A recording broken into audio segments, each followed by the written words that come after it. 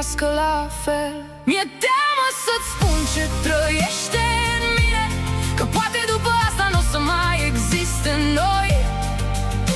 Mi-e teamă că iubirea noastră n-o să supraviețuiască adevărului. Și dacă pleci când afli tot, cum mai rămân întreg după tine? Eu n-am vrut niciodată să te mint, doar mi-a fost frică să nu te pierd. Doar mi-a fost frică, doar mi-a fost frică, doar mi-a fost frică. Tu vorbești despre viitor atât de simplu, despre tot ce-am putea construi amândoi, iar eu mă pierd în gânduri pe care nu le spun nimănui, încercând să nu distrug tot între noi.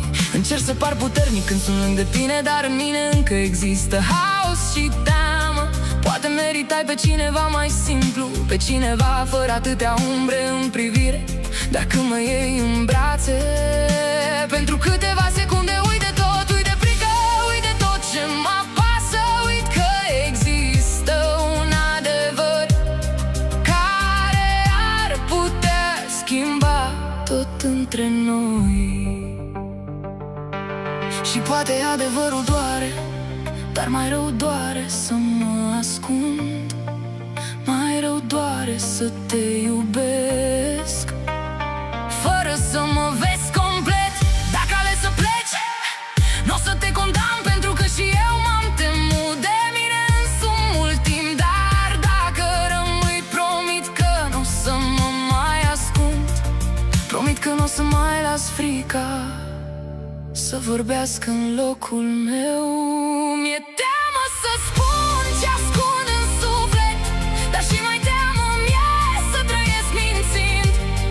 Poate adevărul rupe oameni, sau poate îi apropie mai mult. Și dacă mâine totul se schimbă, măcar o să știu că te-am iubit sincer, fără măști, fără tăcere, fără întuneric între noi. Așa că las lumina să vină, chiar dacă doare, chiar dacă tremur, chiar dacă după adevăr n-o să mai fim la fel. Chiar dacă